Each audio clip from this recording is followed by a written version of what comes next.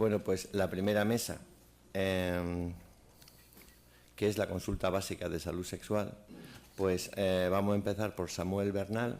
Samuel Bernal trabaja en el servicio de microbiología del Hospital de Valme y es ahora mismo pues, la referencia de todo lo que necesitáis para diagnóstico de ETS en ese hospital y, por supuesto, en el centro de ETS que, como sabéis, pues hacen las serologías, ¿de acuerdo?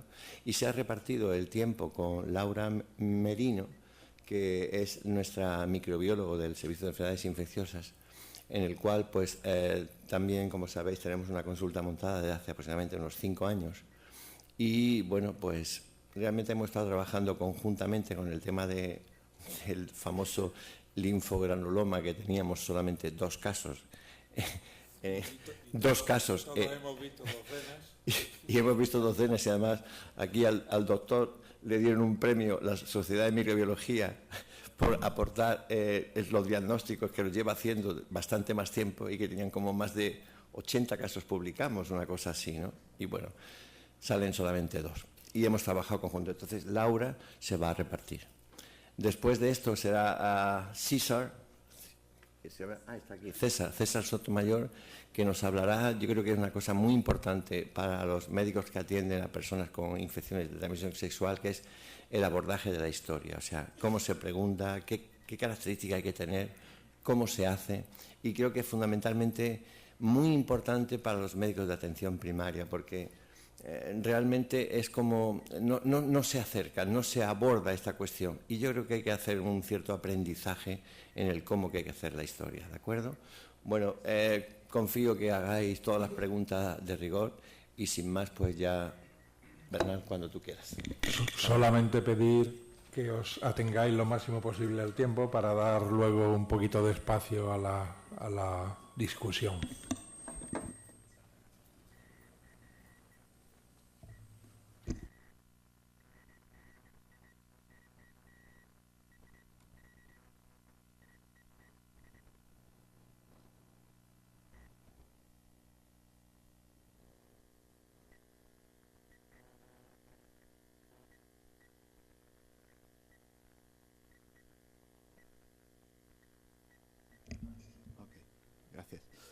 Hola, buenos días. En primer lugar, agradecer a los organizadores de esta jornada, a Fernando Lozano y a Pompeyo, el haberme permitido participar en ellas y aportar mi experiencia, y espero que lo que os voy a contar ahora pues os sirva de ayuda en vuestro quehacer diario. La ponencia estriba sobre las pruebas diagnósticas para clamidia trachomatis, Neisseria gonorrhoeae y Mycoplasma genitalium. Como ya se nos dijo ayer, ya deberíamos saber que está aumentando en una incidencia, un aumento espectacular de la incidencia de todas las ITS.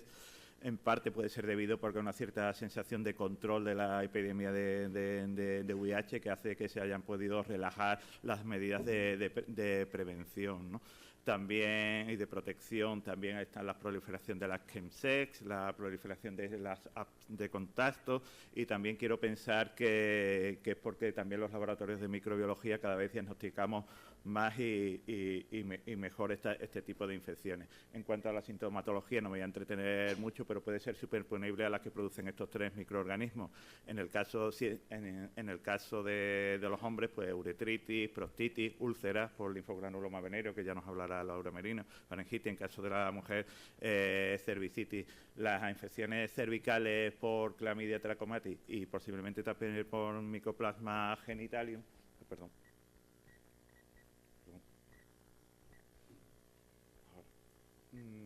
Son especialmente graves no por el hecho en sí de la cervicitis, sino por las consecuencias a medio o largo plazo, como pueden ser la enfermedad pélvica inflamatoria, infertilidad, embarazos ectópicos, etcétera. Que son mujeres que, si no se diagnostican y se tratan, pues probablemente vuelvan al sistema público con un proceso mucho más grave. Hay que decir que la mayoría de estas infecciones son asintomáticas, es decir, como se decía ayer, si no se buscan no se van a encontrar, y que todas estas ITS, pues aparte de su importancia per se, pues tienen su trascendencia porque están estrechamente relacionados con el VIH. Pueden ser un factor de riesgo, son un factor de riesgo de contraer o transmitir el VIH. además de la resistencia o la posible disminución de la sensibilidad de gonococo a cefalosporina de tercera generación, como que debemos estar obviamente vigilantes, pues está surgiendo un problema adicional con Mycoplasma genitalium, que son las resistencias a macrólidos. España está entre los países de Europa con mayores tasas de resistencia a macrólidos, pudiéndose incluso alcanzar en torno al 35-50% según los estudios publicados. Y hay que tener en cuenta que el principal factor de riesgo para desarrollar la resistencia a los macrólidos es el uso de acitromicina en monodosis, que como sabéis se utiliza mucho para tratar las uretritis sintomáticas. ¿Por qué hacer un diagnóstico etiológico en lugar de mejor que un diagnóstico sindrómico? Porque el tratamiento antimicrobiano frente a cada uno de estos microorganismos puede ser diferente y no tiene por qué ser eficaz frente a cualquiera de los otros microorganismos, incluso puede ser contraproducente. Si no diagnosticamos el linfogranuloma, a lo mejor podemos estar infratratando a un paciente con clamidia o, como ya he comentado, las resistencias a macrólidos inducidas por el uso o el mal uso de acitromicina. Y en cuanto a otro tema que surgió ayer, que es el debate de las infecciones asintomáticas, ¿por qué diagnosticar y tratar? Primero, pues si no se busca, no se encuentra. Pero 3 motivos, diría yo, ¿no? Aumento del riesgo de la infección por el VIH, en el caso... Perdón, ya me he ido para atrás. En el caso de las mujeres, pues para prevenir las consecuencias a medio y largo plazo, como ya he comentado, y en este sentido la mayoría de los estudios consideran que con una prevalencia en torno al 5 o 10%, el cribado de mujeres entre 15 y 25 años sería costo efectivo respecto a no hacer nada o hacer solo un cribado selectivo, ¿no? Y en tercer lugar, para diagnosticar y tratar estas infecciones asintomáticas, evidentemente para actuar sobre los reservorios y cortar la cadena de transmisión. En esta guía del 2017 de GESIDA, Ministerio y otras sociedades, en la cual seguro algunos de los aquí presentes habéis participado en su elaboración, pues se habla de a quién cribar o cuáles son las poblaciones de riesgo para cribar, qué es lo que tenemos que qué es lo que tenemos que buscar. Como inciso, de momento en este documento se habla de una importancia creciente, pero no se recomienda el despistaje Mycoplasma genitalium. Mi ponencia va a ser sobre cómo hacer esto que pone en esta guía, ¿no? En el caso de las uretritis sintomáticas, que en la mayoría de los casos vamos a estar en caso de varón y va a ser un gonococo, por lo más rápido, más sensible es hacer una tinción de Gram, donde la observación de diplococos Gram negativos en el interior del leucocitos polimorfos es diagnóstico e inicio de tratamiento. En otras localizaciones, pues la tinción de Gram pierde sensibilidad y también especificidad. Por tanto, habría que intentar en estos casos también tomar una muestra para cultivo del gonococo en los medios adecuados, porque además nos va a permitir la realización del antibiograma. El problema de los gonococos, como conoceréis mucho, es que dan muchos falsos negativos del cultivo porque es un microorganismo muy lábil que se muere con mucha facilidad. La tercera alternativa que tenemos son las técnicas de amplificación de adenosínidos nucleicos, que es lo que vulgarmente todo el mundo conoce como PCR, pero no todas las TAN son PCR. En cuanto al diagnóstico de las infecciones por micoplasma y clamidia, lo primero que hay que decir es que la microscopía no sirve, porque micoplasma no tiene pared, no se tiñe con el Gram, clamidia tampoco coge bien los colorantes. El cultivo es una técnica lenta, laboriosa, poco sensible, aunque creo yo que habría que tener laboratorios de referencia que mantengan esta tecnología. Las técnicas de detección de antígenos son muy poco sensibles y las que está recomendado todas las guías es que se hagan una de estas TAN, aunque hay técnicas aprobadas por la FDA para clamidia y gonococo, todavía no los hay para Mycoplasma genitalium. No quiere decir que no se utilicen, sino simplemente que la FDA todavía no las ha aprobado. Entonces, en definitiva, todas las guías recomiendan que se hagan para estos diagnósticos técnicas de amplificación de nucleico más rápidas, son más rápidas, más sensibles, son muy específicas, casi igual que el cultivo. No requiere la viabilidad del microorganismo, lo cual favorece el transporte de muestras a distancia, y muchas otras ventajas, sobre todo, por ejemplo, centros como nosotros, que tenemos una gran cantidad de muestras, es que pueden ser automatizables, es decir, podemos procesar muchas muestras simultáneamente y tengo que decir que existe una gran variedad de estas técnicas. Yo diría que probablemente hay una de estas técnicas que se adapte a la realidad de cualquier laboratorio de microbiología, desde los que tienen muchas muestras, los que tienen pocas, los que casi no tienen muchas, los que tengan más recursos, menos recursos. Incluso hay algunas de estas técnicas que ni siquiera requiere infraestructura, como es la técnica de GeneXpert de la que nos hablaron. O sea que podemos, según la realidad de nuestro laboratorio, podemos elegir una técnica, la técnica que más se adapta a nuestra realidad. En cuanto a las muestras a tomar, pues evidentemente si hay sintomatología, la muestra depende de dónde sea la sintomatología. En caso de que no las haya, pues para hacer las infecciones asintomáticas, en caso de la mujer se recomienda el exudado cervical o el vaginal, incluso con autotoma. En caso de los hombres se recomienda la primera parte de la micción, y si no, pues un exudado uretral. Y ya en caso de infecciones extragenitales, aunque no están validadas como tal, pero sí que están aprobadas y se pueden utilizar muestras rectales o faringeas según el comportamiento de riesgo, como ayer se comentó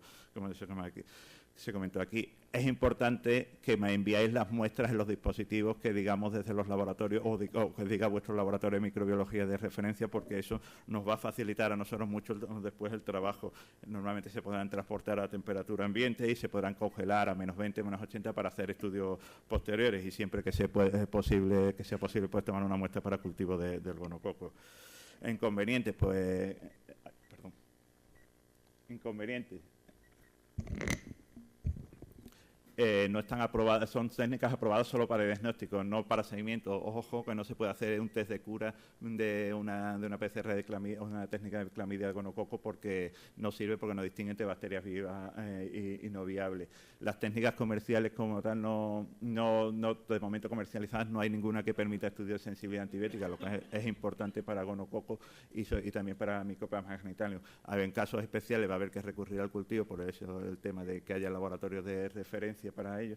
Y el tema que me preguntáis mucho de las técnicas en muestras extragenitales, si dan falsos positivos o no, y ahora comentaré algo al respecto. Y otra cosa importante es el precio, que siempre se han considerado técnicas muy caras para los laboratorios de microbiología, aunque cada vez pues los precios van siendo más competitivos.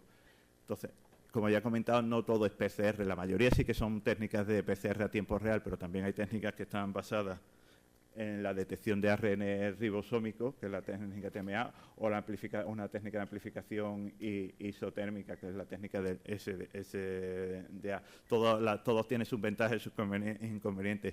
Respecto, por ejemplo, a la PCR, hay que tener en cuenta el valor del CT, que es una medida, digamos, relativa de la cantidad de ADN presente en la muestra, de forma que cuanto más bajo es el valor del CT, siempre pasado un cierto nivel de umbral de positividad, más cantidad de ADN tiene la muestra, es decir, como diríamos, más positivo. Cuando este CT está por encima de 40, se considera que la muestra es negativa, pero el problema estriba cuando está entre 38, 39 y 40, que puede suponer, pues, o que sea una muestra con muy baja concentración, puede ser también un falso positivo, o una contaminación o arrastre. En este caso habría que validar, hay que contemplarlo en función de la clínica del paciente, y ya en casos ideales pues repetir la determinación incluso con otra nueva técnica.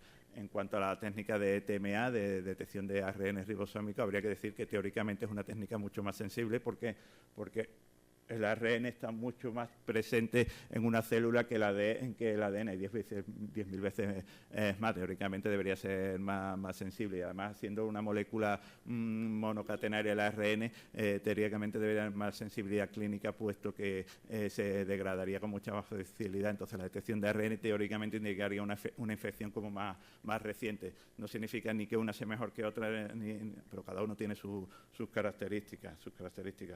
Entonces, ¿cuál elegir? Pues para los laboratorios que hacemos cribado, porque nosotros tenemos el centro de ITS que nos manda 7.000 muestras al año, pues debemos acudir a una de estas plataformas automatizadas a partir del tubo primario. Recordar la importancia de enviar la muestra en el dispositivo que diga el laboratorio, porque se utiliza directamente la muestra, no hay que hacer un paso previo. Entonces, las plataformas disponibles que hay actualmente, pues está la de Roche, que todos pueden procesar hasta 96 muestras diarias.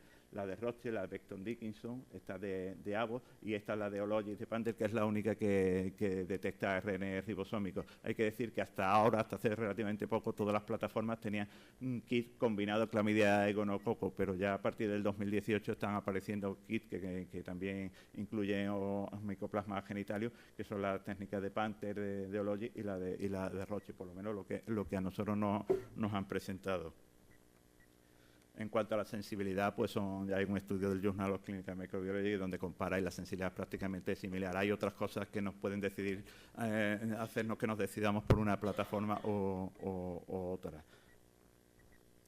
Hay otras plataformas como la que creo que utilizan aquí en Virgen del Rocío, que ya es para menos muestras, como esta de Elite Ingenious, que puede procesar hasta 12 muestras diarias, y a lo mejor no da para, como nosotros, que tenemos como 50 o 60 diarias, pero sí que tiene un flujo de trabajo que le permite optimizar esta plataforma. Además, incluye ya Mycoplasma genitalium y creo que conserva el extraído, con lo cual se pueden hacer estudios posteriores, por ejemplo, resistencia a macrólidos de micoplasma o linfogranuloma, ¿no?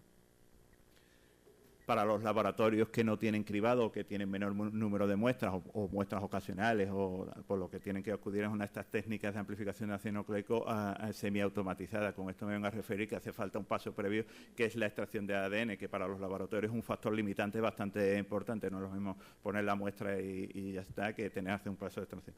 Normalmente son las técnicas múltiples, que yo creo que muchos de vosotros las conocéis, que están basadas en síndromes. Hay kits para uretritis, kits para úlceras, etcétera. Y normalmente son muy adaptables a cualquiera de los laboratorios de equipo que se tenga un laboratorio de microbiología, y si no, el proveedor que os lo venda os va a poner un equipo, que cada vez están más automatizadas y ya incluyen como norma general el Mycoplasma genitalium, y tienen un problema, una circunstancia, es que hay que acumular muestras, porque si no nos gastamos todos los kits haciendo controles. No se debería hacer, digamos, de una en una, porque si no nos gastamos el kit haciendo controles. La competencia entre los proveedores es enorme y eso nos salimos beneficiados, porque cada vez las prestaciones son mucho mejores que nos ofrecen y los precios cada vez son más competitivos. De estos tipos de kits que yo me han presentado, que yo conozco, pues está el kit de Sillén, que como veis incluye 7 parámetros, aparte de Chlamydia, gonococo, micoplasma, tiene Omni, vaginal, uroplasma. Hay que decir que muchas técnicas todavía no tienen una bibliografía que lo soporte, ¿no? Pero esta, por ejemplo, sí que tiene una publicación de la revista de nuestra sociedad con excelente sensibilidad. Luego está la técnica de Fast Track de Diagnostic, que también tiene un panel básico de uretritis, pero si además le queremos añadir micoplasma hominis o tricomonas, pues también tiene otro panel al efecto. Son paneles casi configurables. Luego esta casa que está surgiendo últimamente, que a mí me gusta mucho porque creo que tiene una ventaja, que es que los reactivos vienen liofilizados, con lo cual los periodos de caducidad son mucho mayores que si los reactivos que vienen congelados, porque a veces corremos el riesgo de no optimizar el kit porque se nos caduca antes de que podamos consumirlo. Y por último, casi ya terminando, voy a hablar algo de las técnicas rápidas. Yo creo que lo ideal sería que el diagnóstico y el tratamiento en un solo paso. Yo creo que a día de hoy, para estos microorganismos, no tenemos nada. Con la técnica mínima dura entre 3 horas y media. Sí que tenemos el GRAM para la uretritis, y las técnicas de detección no funcionan. Y la técnica de GeneXpert, que tengo que decir que a mí me encanta, es una técnica lo más fácil que se puede hacer en un laboratorio de microbiología. Yo creo que es la técnica de biología molecular mejor que hay actualmente en el mercado, pero creo que también tiene sus inconvenientes. La preparación es en 1 minuto. Los resultados se tienen en 90 minutos, no requiere infraestructura, nada más que prácticamente un enchufe para enchufar el aparato, una excelente sensibilidad, está aprobado para muestras urogenitales. Yo creo que no serviría para mi situación, por ejemplo, de hacer un cribado sistemático, porque aparte de esto tenemos que hacer muchas cosas y nos podíamos llevar toda la mañana poniendo cartuchos porque se procesan individualmente. Otro inconveniente, o por decirle algo, que no incluye Mycoplasma genitalium, que tiene una importancia creciente como estamos viendo. que el hecho de que sea tan sencillo, yo soy de los que piensa que cuanto más sencillo es algo, más posibilidad tiene uno de equivocarse. Entonces, aunque sea muy sencillo, hay que hacerlo bien. Hay que seguir las instrucciones del INSER, hay que hacer exactamente lo que dice el INSER, porque nos podemos estar equivocando y podemos tener falsos negativos, ¿no? Y otra posibilidad son el tema de los falsos positivos, como ya he comentado, cuando el CT está en torno a los 38, 39, 40, que hay que tomarlo con precaución.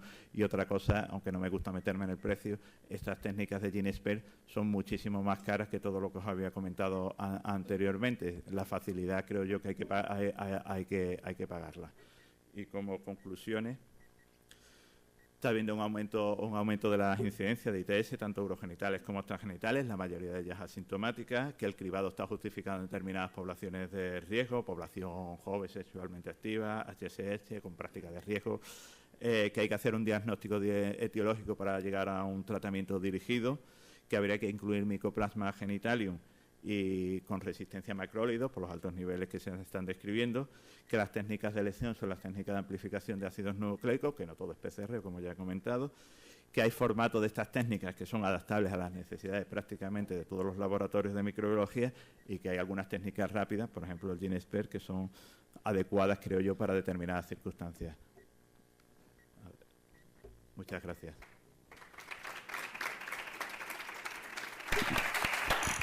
Muchas gracias, Samuel. Las preguntas, la discusión a todos los ponentes las haremos luego al final conjuntamente.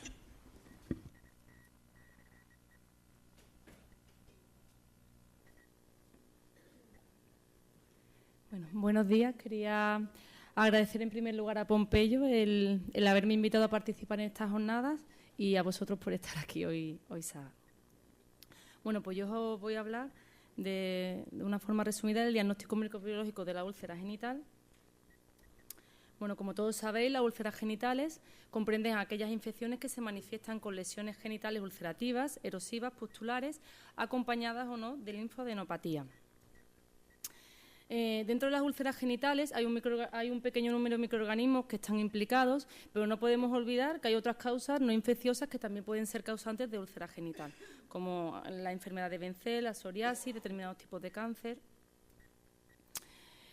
A la hora del abordaje del síndrome de úlcera genital es importante el conocer la epidemiología local de cada sitio. En términos generales, los microorganismos más frecuentes implicados en el síndrome de úlcera genital serían el virus del herpes simple y la sífilis, y ya a más distancia se encontraría el linfogranuloma venéreo, el chancroide y el granuloma, que sobre todo es una entidad que afecta sobre todo a países en vía de desarrollo, ¿no? Luego hay otros microorganismos que más raramente pueden estar implicados en el síndrome de úlcera genital, como son el VIH, el virus de Epstein-Barr o el citomegalovirus. A la hora de la evaluación clínica de una úlcera genital, el realizar una correcta historia clínica, así como un examen físico, apoyados por las pruebas complementarias que se pedirán a continuación, bueno, pues es la base para el abordaje de este síndrome, ¿no? Es muy importante la toma de muestras, es decir, el seguir los principios generales de las tomas de muestras en un laboratorio y los específicos en el caso de las enfermedades de transmisión sexual. Es muy importante para obtener un rendimiento adecuado, ¿no? Es importante emplear las torundas adecuadas, los medios específicos, realizar un agotamiento de la muestra, es decir, una buena toma de muestra, una muestra representativa, que se inocule directamente en los medios de cultivo y que se envíe rápido al laboratorio de microbiología. Son cosas que parecen obvias, pero diariamente nos encontramos con problemas en este sentido, ¿no? Y a continuación, bueno, pues voy a pasar a hablar un poco de los microorganismos más frecuentes y cómo se realiza el diagnóstico en el laboratorio de microbiología. En el caso del herpes simple, como todos sabéis, está producido por el herpes simple tipo 1 y tipo 2, en una infección recidivante, persistente, y la mayor recurrencia está implicado el herpes tipo 2. Son lesiones vesiculares que evolucionan y que se forman y luego se curan de manera espontánea, ¿no?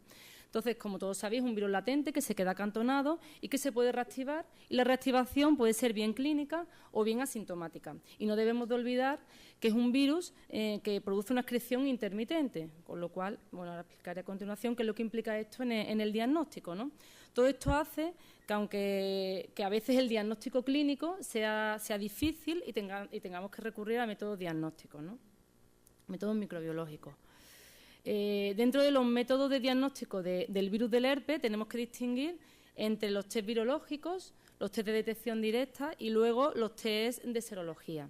Dentro de los test virológicos, el cultivo ha sido el método el método de elección por excelencia.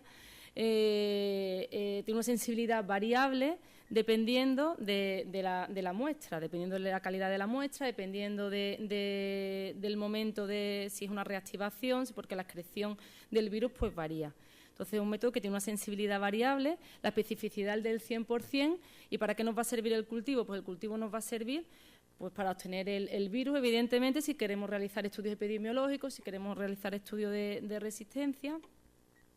Pero en la actualidad el cultivo ha sido desplazado por las técnicas de biología molecular, las técnicas de amplificación de ácidos nucleicos, que en la actualidad se considera el método de elección por su alta sensibilidad y especificidad.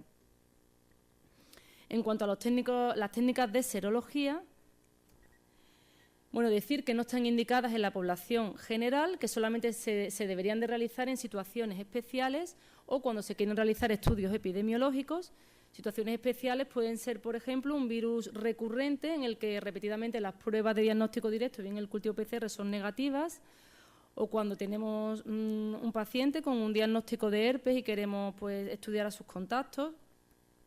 No debemos de olvidar que podemos obtener en la serología falsos negativos si estamos en una fase inicial de la infección, ya que los anticuerpos tardan un tiempo en producirse. También tenemos que tener en cuenta que la IgM no tiene en la actualidad utilidad para diagnosticar una primoinfección, ya que esta puede aparecer tanto en primoinfecciones como en reactivaciones. Esto también es un problema que a veces nos encontramos con los pediatras cuando tienen un herpes genital y ellos insisten en diagnosticar, en detectar la IgM. Son técnicas altamente sensibles, altamente específicas y decir bueno, que la presencia de anticuerpos del herpes 2 nos va a indicar que es una infección anogenital. Pero como todos sabéis, el herpes 1 es una infección que se adquiere en la infancia, en una infección oral. Entonces, su presencia no nos va a permitir distinguir si se trata de una infección anogenital, oral o cutánea, ¿no? Sí.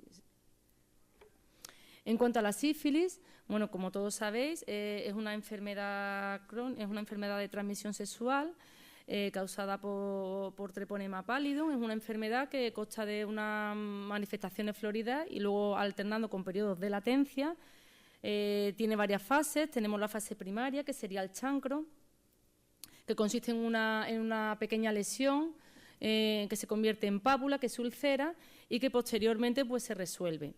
Si no se trata, la enfermedad sigue avanzando y entraríamos en una sífilis secundaria, que consiste en un exantema generalizado, que puede ser macular, papular, y que igualmente, si no se trata, pues se resuelve espontáneamente. Y entraríamos en un periodo de latencia que se divide en dos fases. Una latencia precoz, que entraría dentro del primer año tras la infección, y luego la latencia tardía, que es a partir del año y que puede prolongarse ya pues toda la vida, ¿no?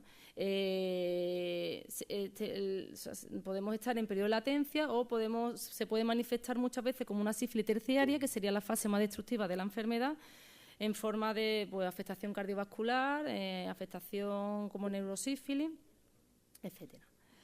En cuanto al diagnóstico, decir bueno, que el diagnóstico de la sífilis fundamentalmente es serológico, pero es verdad que existen métodos de diagnóstico directo que en determinadas periodos de la infección nos pueden ayudar. ¿Cuándo nos van a servir estos métodos? Bueno, pues nos van a servir sobre todo en las fases iniciales de la enfermedad, donde las pruebas serológicas pueden que todavía sean negativas.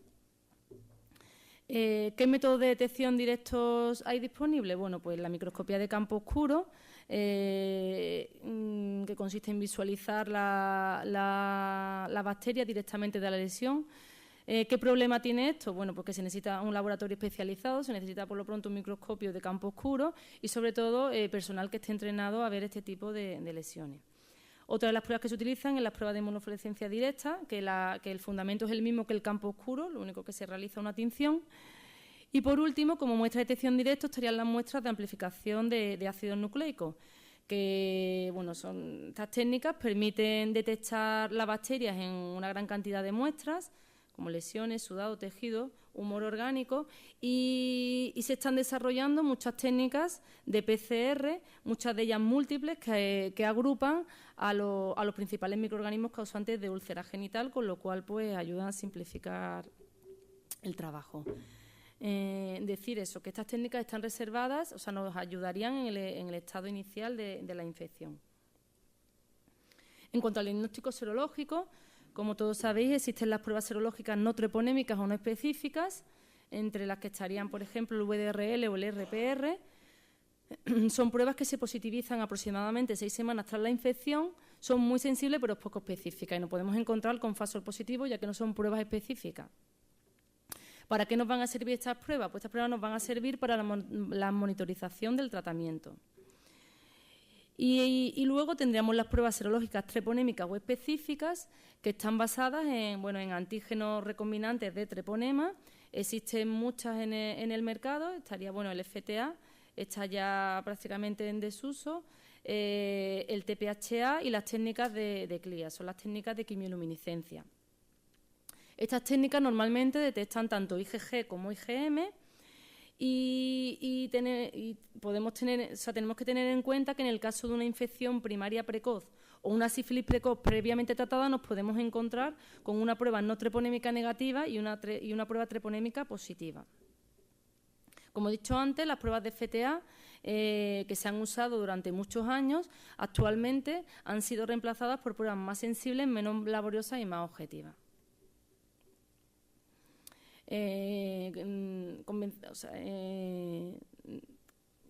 Convencionalmente, ¿no?, el cribado de la sífilis se ha realizado con pruebas no treponémicas, es decir, con el RPR. Lo que pasa que tenemos el inconveniente de que el RPR solamente detecta infección activa y esto pues nos valdría en sitios donde la enfermedad es muy frecuente. ¿Qué ha pasado? Bueno, pues que el desarrollo de técnicas de quimioluminiscencia, el desarrollo de métodos automatizados que permiten trabajar un gran volumen de trabajo, ha cambiado este concepto y actualmente la mayoría de los laboratorios de los países industrializados comenzamos con un cribado con pruebas específicas, con pruebas treponémicas.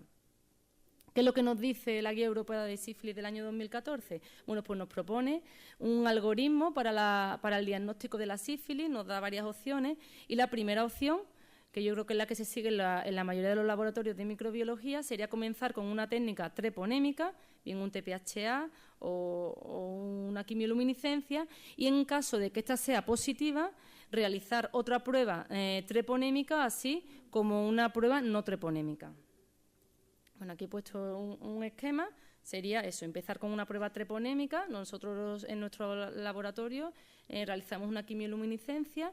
Si es negativa, se descartaría la infección. En caso de que exista sospecha, habría que enviar una nueva muestra. Y en caso de que sea positiva, realizamos otra prueba treponémica y realizamos un RPR. Hay que tener en cuenta que a veces nos encontramos con reacciones indeterminadas que muchas veces nos llaman para la interpretación. Los clínicos no saben interpretar estos resultados. Bueno, pues un resultado indeterminado bien puede ser un falso positivo o bien puede ser una infección ya pasada y son anticuerpos residuales. Siempre recomendamos enviar una nueva muestra porque nos podemos encontrar también con que sea una fase inicial para ver si hay movimiento de los anticuerpos. También tenemos que tener en cuenta que si tenemos una sospecha de sífilis primaria y la serología es negativa, solicitar un nuevo suero en 2 o 3 semanas.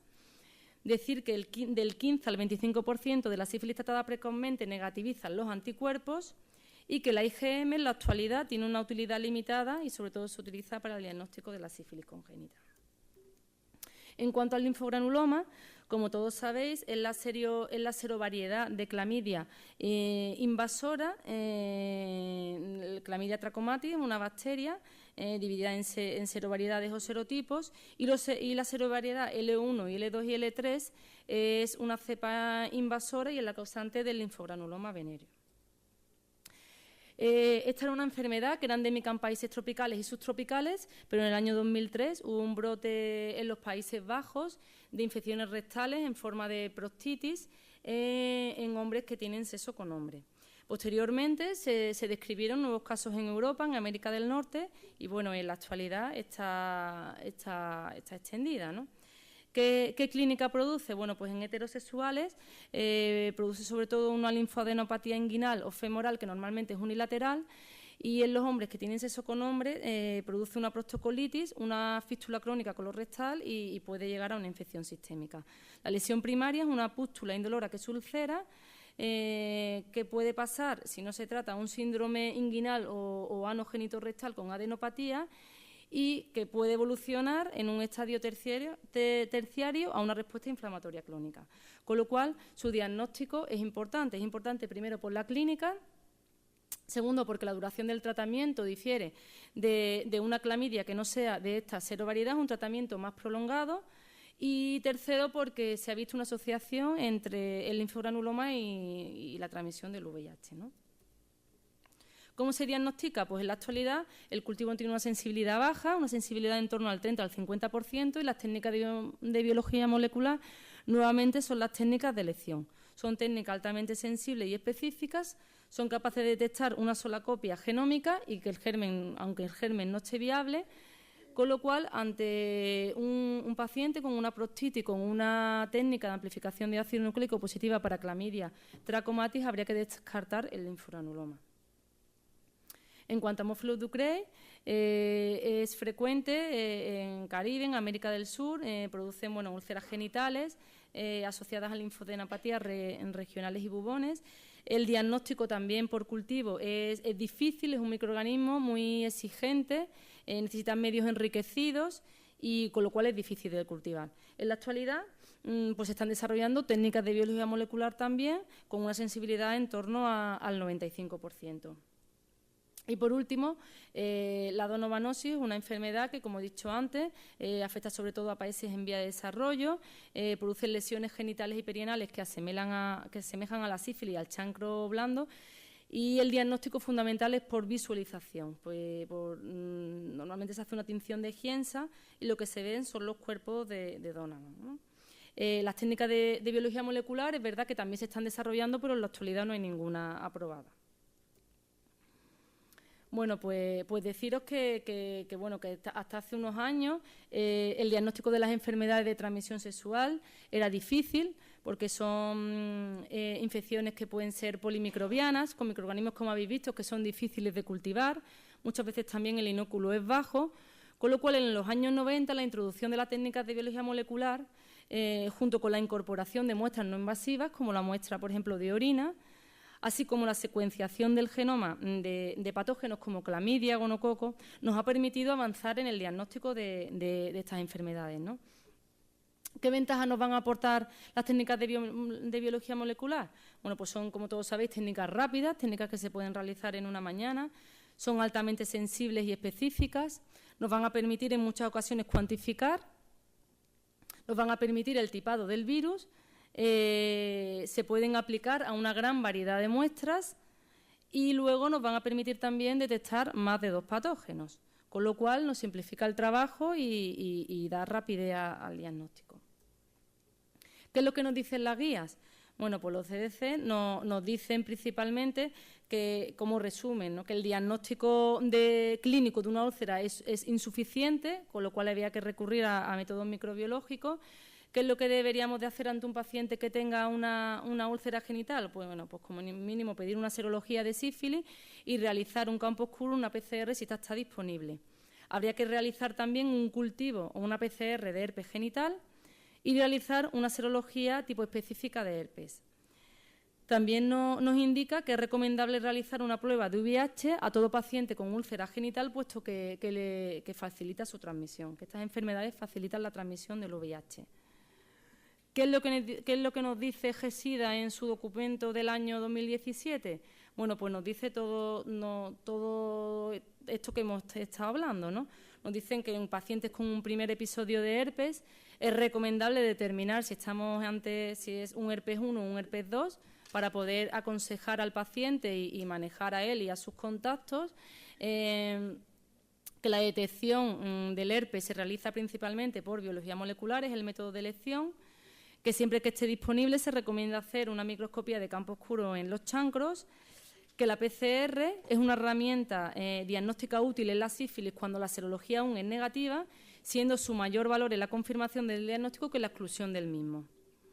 También que en el suero de un paciente con una prueba de cribado positiva para sífilis debe titularse mediante una prueba no treponémica, bien VDRL o bien RPR, que el diagnóstico de hemofilus Ducrey se basa en técnicas de PCR con la ventaja de poder simultanear con otros patógenos como treponema y herpes. La guía de GESIDA recomienda el estudio sistemático del linfogranuloma a todos los hombres que tienen sexos con hombres que refieran prácticas anales receptivas en los 6 meses previos y que existe una asociación definitiva entre el VIH y el linfogranuloma.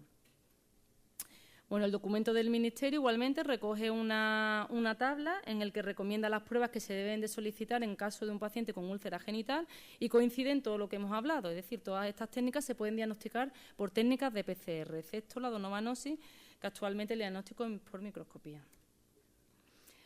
Y ya, bueno, ya acabando, ¿qué nos encontramos en el mercado? Bueno, pues actualmente las técnicas de biología molecular se están desarrollando muy rápido, hay muchos kits comerciales disponibles con muy buena sensibilidad y especificidad, y yo creo que existe técnicas que existe tanta variedad de técnicas que cada uno puede elegir la que mejor se adapte a su laboratorio, ¿no? Aquí como ejemplo he puesto esta de Certest, que detecta pues el herpes y la sífilis, que como he dicho son los patógenos más frecuentes de causantes de úlcera genital. Fast Track también tiene muchos kits de ETS, entre ellos tiene uno de úlcera genital, que también detecta el herpes 1, el herpes 2 y la sífilis. Y existe un kit de Sillin, que es el que nosotros estamos utilizando actualmente aquí en el hospital, que detecta 7 patógenos. Es una técnica que requiere hacer una extracción previa de la muestra en un extractor pequeño que se puede poner también en cualquier laboratorio y posteriormente realiza una PCR múltiple y en 2 horas y media pues podemos tener el resultado de la muestra frente a 7 patógenos. Eso es una PCR a tiempo real. Aquí os he puesto un ejemplo de las curvas. Cada microorganismo lleva su control interno. La amplificación para descartar pues el que haya inhibición de la muestra. Y como conclusiones, pues la introducción de las técnicas de biología molecular en el diagnóstico microbiológico de la ETS y su aplicación a muestras no invasivas ha permitido importantes avances en el diagnóstico. Para clamidia trachomatis, para el herpes y para hemofilus Ducrey, estas técnicas se consideran tanto las más sensibles como las más específicas para el diagnóstico de pacientes sintomáticos. Para treponema pallidus, las técnicas moleculares pueden aportar ventajas en el diagnóstico directo de la infección.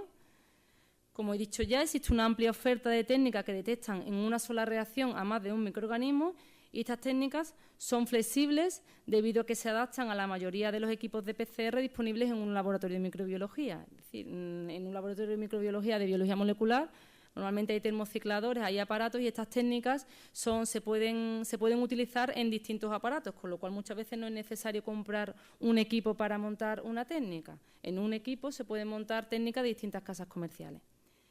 Y muchas gracias. Muchas gracias. Ya se ha tenido muy bien el tiempo. Pasamos a la siguiente. César.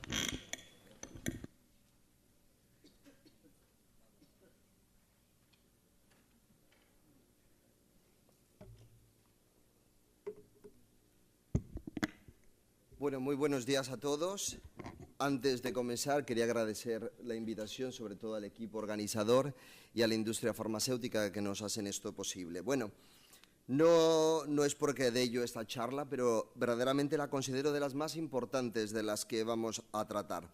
Para ello quiero presentarles los objetivos de ella. En primer lugar, quiero que reconozcamos la importancia y aprendamos a cómo realizar una historia sexual efectiva, reconocer el papel que tiene la historia sexual para identificar personas con riesgo de adquirir el VIH y otras ITS, y conocer grupos de riesgo para realizar un screening de VIH y otras ITS de acuerdo a las guías de práctica clínica que contamos en nuestro país.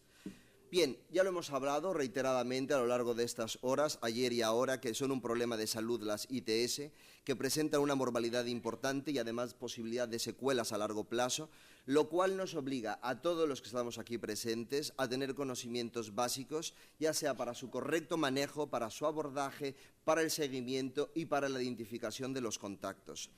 También hemos aprendido durante estas horas que la infección por el VIH y las enfermedades de transmisión sexual están interrelacionadas y comparten tanto riesgos, incidencia y mecanismos de transmisión.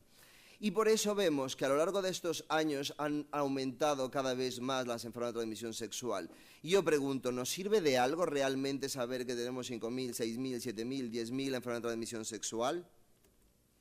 Bueno, a través desde la página del CDC, de este estudio de Sexually Transmitted Infectious Diseases, en donde habla de la relación entre el VIH y las enfermedades de transmisión sexual. Sabemos que hacer un screening para tratar las enfermedades de transmisión sexual es una herramienta coste efectivo. Sabemos que una persona que está infectada por el VIH y no tiene ninguna enfermedad de transmisión sexual tiene mayor riesgo de transmitirla a su otro contacto que si no tuviera una enfermedad de transmisión sexual.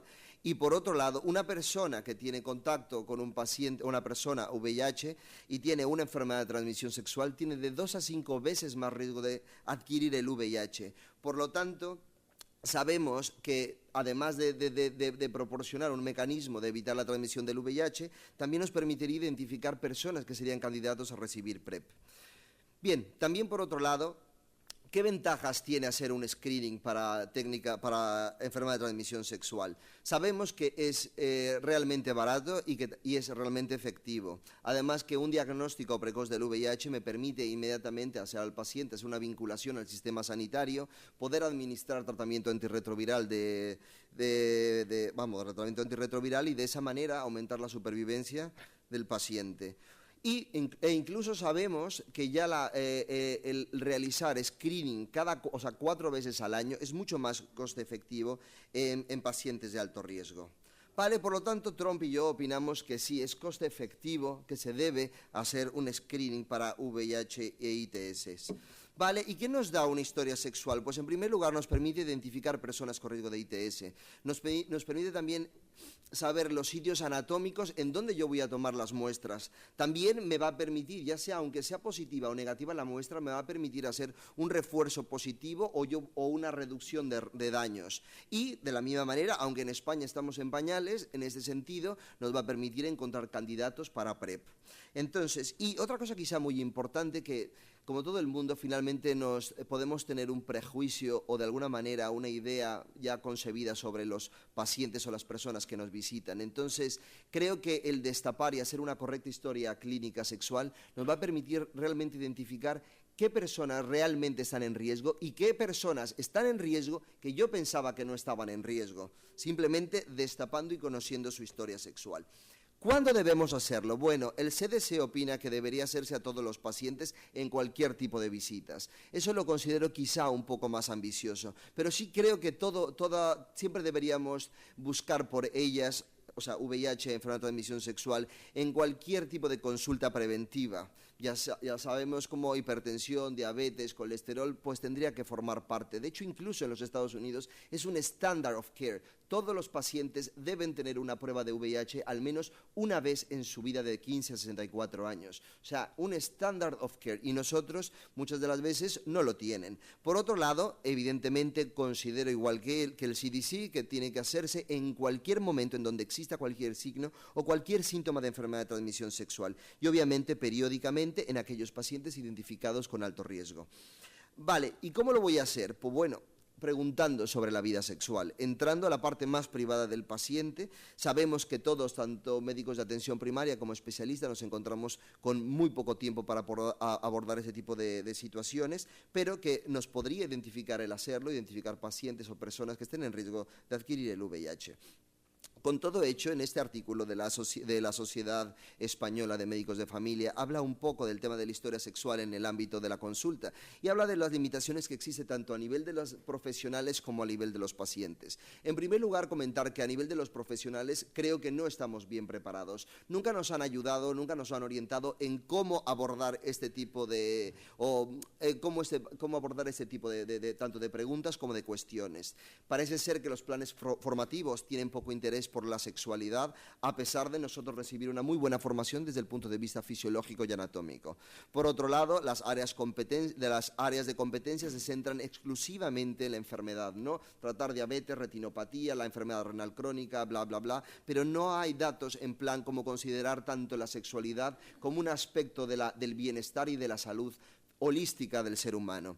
Y por otro lado, en eso es algo muy importante, de hecho ayer lo estábamos hablando en la cena, que puede existir resistencia o una escasa receptividad, ya sea consciente o no, por parte del profesional al abordar la sexualidad, ya sea por limitaciones, porque sea un tema tabú, o bien porque tengamos temor de ser juzgados por los mismos pacientes, o bien por nuestros propios compañeros.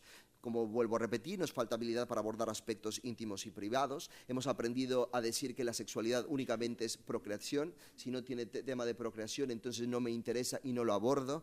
Por lo tanto, se descuidan grupos vulnerables y, como siempre, y en esto, pues, evidentemente yo también entro en este último rubro, por la falta de tiempo en la consulta. Por otro lado, existen también limitaciones en los pacientes. Existe temor o pudor para plantear aspectos de su intimidad sexual. Evidentemente, temor a ser juzgado, el que las demás personas conozcan sus tendencias, sus problemas o sus dificultades sexuales. Volvemos a lo mismo, a una desinformación, ¿no? Que únicamente que sea una reducción organicista la sexualidad. Bien, también que exista negación de la propia sexualidad y bien la parte inherente al ser humano, como puede ser las creencias religiosas, las convicciones morales y la etnicidad, la parte étnica. Entonces, hablamos de la naturaleza íntima del ser humano cuando queremos abordar el tema de la vida sexual. Siempre, siempre, siempre tenemos que entrevistar al paciente a solas. Esto, evidentemente, lo que hablamos ayer, requeriría el manejo o mejorar el tema de una historia clínica sexual, donde únicamente los clínicos que valoran las enfermedades de transmisión sexual pudieran tener acceso a ello. Yo siempre comienzo, eso es una recomendación y creo que me funciona, y yo lo utilizo o rompo el hielo, utilizando preguntas menos sensibles. La salud forma parte la parte sexual forma parte de la salud del ser humano. Por lo tanto, ¿cómo rompo el hielo? Preguntando lo que todo el mundo pregunta. ¿Usted es alérgico a algún medicamento? ¿Usted fuma? ¿Usted bebe? ¿Usted tiene enfermedades? Simplemente por tener un panorama general. No entro en detalles de cuándo de diabetes, qué toma, si ha tenido retinopatía, todo eso me lo salto. Pero ya una vez, ya forma parte de ese ambiente donde soy médico, no me importan los otros aspectos que tú me comentes, y luego inicio una frase que digo, bueno, como tú sabrás, esta es una consulta de enfermedad de transmisión sexual y por lo tanto quiero que me cuentes y debo conocer tu vida sexual. Y a partir de ahí todo empieza un poco a rodar un poco como en mantequilla. Otra cosa que recomiendo, no hacer suposiciones, eso es brutal. Es decir, este tiene pinta de gay, este seguro viene por eso, ¿no? O el otro, este tiene mucha pluma, ese seguro será pasivo. Esas suposiciones no deben formar parte de la historia sexual. Tienes que preguntarlo activamente y lo vas a encontrar. Si tú lo aprendes a preguntar, vas a saber si es activo, si es pasivo y cualquier práctica sexual de riesgo. Y otra cosa importante, no asumir que el paciente entienda los términos médicos. El paciente no entiende por cunilingus, por felatio, incluso ni siquiera sabe lo que es el sexo oral. Entonces, muchas veces, y dependiendo del nivel sociocultural del paciente, hablar tal cual, de forma coloquial. Y estoy seguro, y he obtenido mejores resultados, muchas veces hablando como tal, como ustedes lo dirían también. Y para ello les quiero comentar las 5 P's. Estas son las bases para que ustedes hagan una historia sexual efectiva. En primer lugar, incluye la P de parejas, la P de prácticas, la P del pasado, la P de protección contra otras ITS y la P de prevención del embarazo. Entonces, ¿qué otros beneficios me da la historia sexual? Pues me dará la importancia de conocer la situación actual del paciente, si tiene una pareja habitual y el tiempo que lleva con esta persona. También me va a poder dar la oportunidad de conocer e identificar problemas en la pareja, si existe infidelidad, si existe violencia, si existe abuso, si existe miedo y todas las preocupaciones que atañen al ser humano con respecto al tema sexual. Entonces, cuando hablamos vamos a empezar con la primera P, que sería la de parejas.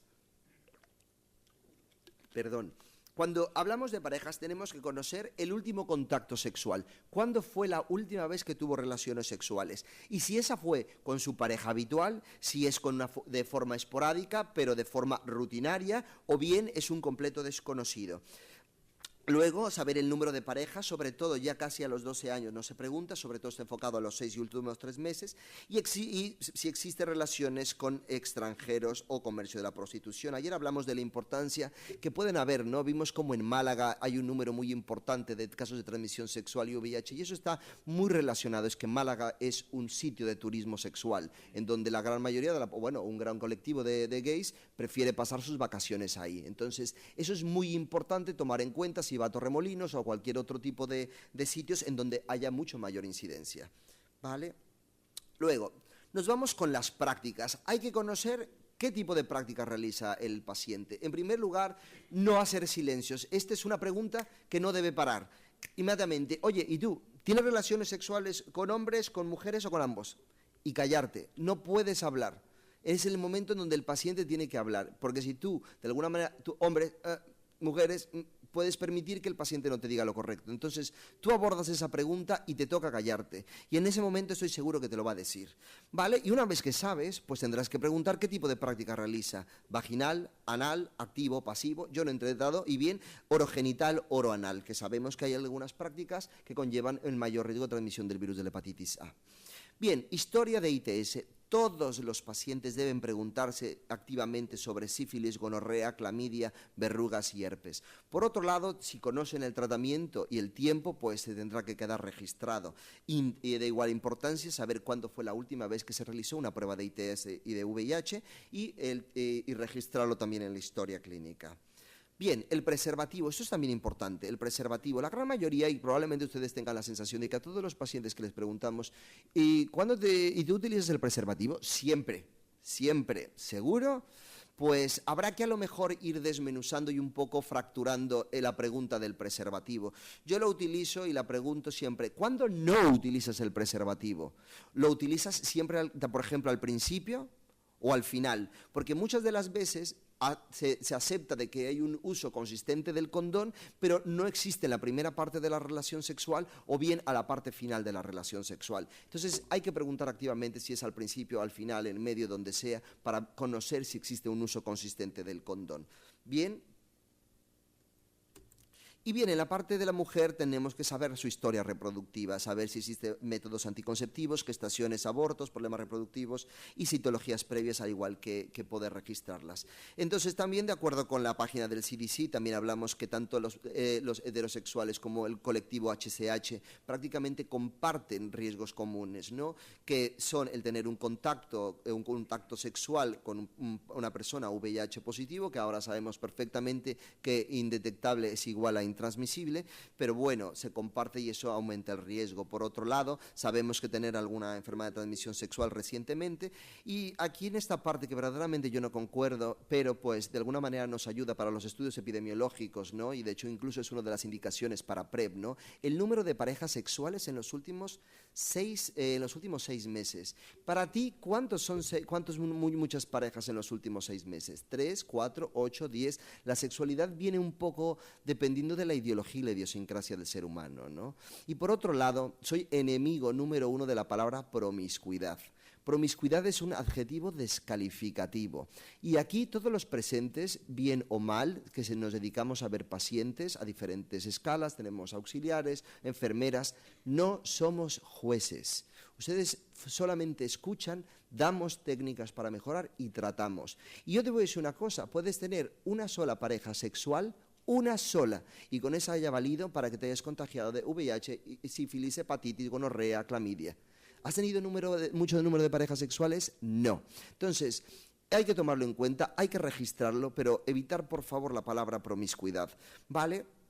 Y bien, pues bueno, los que comparten todo, que haya sitios tanto con prostitución o en el área geográfica que existe una alta prevalencia, ¿vale? La evaluación del riesgo individual de las ITS requiere realizar una historia clínica completa que incluye las preguntas que por lo general lo incluyen en todas las guías de práctica clínica. De hecho, aquí en el documento de consenso sobre diagnóstico de GESIDA, pues hablan de estas. Se me hace un poco, bueno, tener una nueva pareja sexual en los últimos 12 meses, mantener contacto sexual con una pareja con ITS, alcohol, drogas. Bueno, ¿y creen ustedes que con todo esto que he contado ya es suficiente para hacer una historia sexual correcta y completa? ¿Lo creen o nos falta algo? La reina. Pues no hemos terminado. El mundo es dinámico y las sociedades también. Y ya más o menos han dado una pincelada del fenómeno chemsex. Eso se está viviendo. El fenómeno chemsex es el utilizar cierto tipo de drogas con fines de mantener relaciones sexuales. Y no solamente un polvo, sino realmente incluso estar 3 días estando en una casa teniendo relaciones sexuales. ¿Eso qué lleva? Pues a mayor número de contactos sexuales, a mayor riesgo de adquirir alguna enfermedad de transmisión sexual y por otro lado, saber que existen determinadas sustancias que tienen efectos tienen efectos nocivos o tienen reacciones adversas con los tratamientos antirretrovirales que se utilizan en la actualidad. Por lo tanto, es obligación de conocerlas, saber que existen, saber de que las personas las están usando allá afuera y buscar, a pesar de que otra vez en España nos encontramos en pañales con respecto a esto, porque no tenemos a dónde dirigir, a dónde abordarlo. Es importante porque ya veo que las asociaciones civiles ya están tomando cartas en el asunto y lo cual lo felicito. Pero bueno, esto lo tenemos que saber. Luego también es importante saber los mecanismos o las herramientas de geolocalización que existen actualmente. Antes ligábamos, bueno, ya no me toca a mí, ya me tocaron más estas, pero es verdad que antes se ligaba pues yendo al bar, tomándome un café, no sé qué, no sé cuánto. Yo siempre he dicho que ahora mismo que aquella persona que no echa un polvo actualmente es porque es tonta y no quiere, porque tiene todas las herramientas de geolocalización para hacerlo. Tinder, Grindr, Guapo, todas. Y en todas ellas forman parte para tener este tipo de eventos y encuentros sexuales. O sea, que quiere decir que esto forma parte de la sexualidad de la sociedad actual. La Junta de Galicia lanzó, para que vean la importancia, es decir, con ellos encuentro contactos sexuales, pero también por otro lado, la Junta de Galicia, cuando salió la epidemia del virus de la hepatitis A, lanzó a través de Grindr una alerta de que había una epidemia. O sea, que todas las partes buenas tienen cosas malas. Y tiene que formar, y hay que preguntar activamente a nuestros pacientes, ¿tú utilizas herramientas de geolocalización? Y vale, ¿y por qué? Porque muchos en ellas se ofertan colectivos, es decir, grupos, orgías de 10, 15, 20, y además también promocionan el uso de chemsex. Por lo tanto, el formar activamente de estas herramientas de geolocalización, hay que conocerlas como un factor de riesgo. Y por otro lado, que existen sitios de encuentro como puede ser el Cuarto Oscuro, las zonas de cruising, la sex shop y local de intercambio de jeringas y saunas, en donde activamente se llevan a cabo prácticas sexuales que llevan riesgo por el número de parejas y sobre todo porque son anónimas. Bien, hemos terminado la parte más dinámica y nos centramos a la parte académica sobre nuestras guías de práctica clínica. César, estás en tiempo. En tiempo, pues termino, esa es la última. Se recomiendan las personas sexualmente activas, menores de 25 años, que tienen sexo con hombres, trabajadores del sexo, adolescentes y personas que ingresan en instituciones penitenciarias. Recordar que a todas las ITS deben hacer en pacientes infectados por el VIH en la primera evaluación y posteriormente anual si son sexualmente activos o bien de forma individualizada de acuerdo a sus riesgos. Las ITS en mujeres embarazadas siempre en el primer trimestre del embarazo y bien antes de finalizar el embarazo. Si no han llevado un control prenatal, tendrán que hacerlo al momento del parto. Las serologías, lo que hemos hablado, clamidia, gonorrea, tricomona, en todas las localizaciones susceptibles en función de las prácticas. La serología, virus hepatitis VIH, sífilis, virus hepatitis B, virus hepatitis C, a todos los pacientes con factores de riesgo y a todos los HCH hay que medir anticuerpos de virus hepatitis A y virus hepatitis B. Si no están vacunados, hay que vacunarlo. La periodicidad del cribado depende, pues evidentemente, del virus papiloma, pues en mujeres de 25 a 30 años, cada 3 años, y bueno, en VIH, pues dependiendo de los niveles de CD4. Y bien, para finalizar, quiero decir que las ITS son uno de los problemas más frecuentes de salud pública, que todo comienza con una buena historia sexual. Por lo tanto, está en ti romper las barreras. Tú eres el médico, matrón, auxiliar, enfermero, disculpen la presentación que solamente he puesto médico, pero lo había hecho antes, y es más difícil para el paciente abordar este tipo de prácticas. Creo que es más fácil para nosotros hacerlo. También hemos aprendido que el screening del VIH y las ITS es coste efectivo, reduce la morbilidad y la mortalidad del paciente. Por lo tanto, atrévete, no juzgues. Normaliza la sexualidad y estoy seguro que verás resultados y tendrás una mejor relación médico-paciente. Y no olvidar que hay grupos clave en que el screening rutinario, que incluso cada 3 meses es coste efectivo. Está en ti romper la cadena de transmisión. Muchas gracias.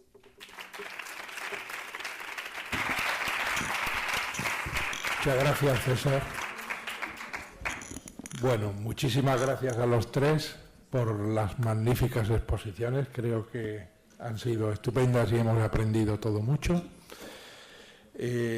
César, yo antes de dar la palabra, quiero congratularme de que se haya incluido esta presentación en estas jornadas, como no podía ser de otra manera. Los que me conocen saben que soy un maniático de la historia sexual. Estoy harto de repetir que la historia sexual es fundamental, que se debía de dar en el pregrado. En pregrado en las facultades es 0, no existe nada sobre historia sexual, y lo que es muchísimo más grave, tampoco existe en el posgrado. En nuestros residentes, cuando se reciben, se les da en urgencias prácticamente una clase de todo, de toda la patología, pero adolecen todas. Al menos yo no conozco ningún hospital en donde se dé la historia sexual, que es fundamental si queremos afrontar estos temas que tenemos. Así que, bueno, me ha gustado muchísimo, enhorabuena. Creo que una de las primeras diapositivas que pusiste es a quién se debe hacer la historia sexual, clarísimamente y taxativamente a todo el mundo, con independencia de cualquier circunstancia, incluida la edad.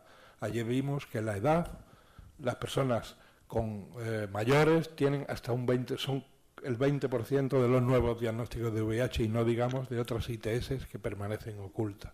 Así que, bueno, hecho ese comentario, que creo que firmamos todos los que estamos aquí presentes, pues doy la palabra para quien quiera hacer alguna pregunta a los ponentes. Tenemos aproximadamente como 20 minutos.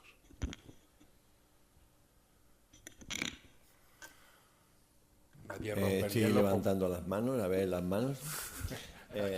Yo quisiera empezar por una pregunta. Se ha dicho que las pruebas hay que hacerse y que prácticamente toda la población debería de hacerse unas pruebas, al menos una vez en la vida. ¿Me podéis levantar la mano quién tiene hecha la prueba del VIH alguna vez en su vida?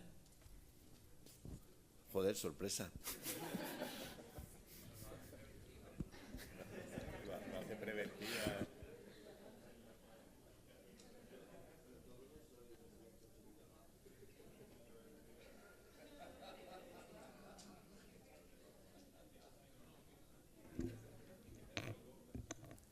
Bueno, pues si no...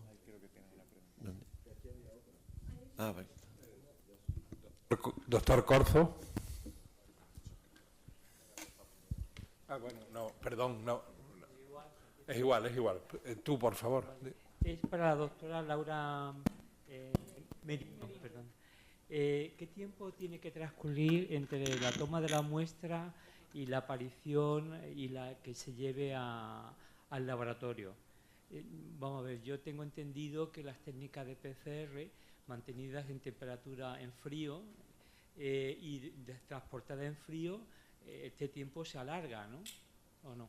Sí, las muestras pueden permanecer 24 o 48 horas perfectamente en un frigorífico.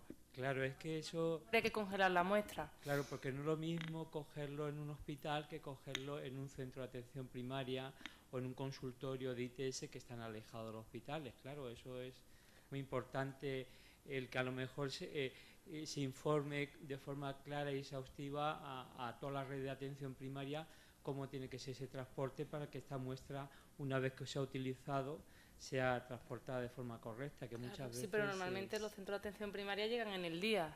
Sí, eso es verdad. Sí, o sea, pero es verdad que se toma las muestras, se puede tomar las muestras, sobre todo si son centros de atención primaria rurales, en la cual la población llega de otra forma a los centros urbanos, que los centros urbanos, el hecho de que se pueda tomar las muestras y indicar cómo se tiene que tomar el mantenimiento, eso es muy importante. Entonces, porque estamos diferenciando a dos tipos de ciudadanos, uno rurales y otros urbanos, ¿no? Entonces ahí sería interesante, ¿no? Bueno, es mi planteamiento. Sí, normalmente, ¿no? verá, ahora mismo lo que nos llegan son muestras hospitalarias, todavía no tenemos, pero bueno, la cadena de frío hay que mantenerla y Pero vamos, que las muestras, como las técnicas de biología molecular, llevan medios líquidos que la muestra o sea, que los gérmenes, además el germen no tiene que estar viable, se mantiene, manteniéndolo en frío, se puede mantener unos días en nevera.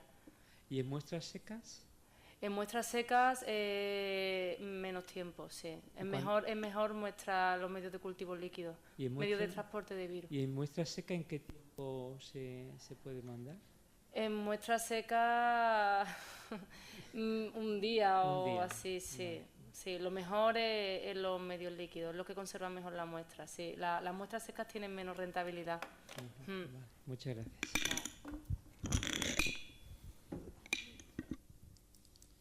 Sí, ¿qué hay? Me sumo a las felicitaciones que ha comentado Fernando. Me parece muy interesante las tres charlas y enhorabuena a todos.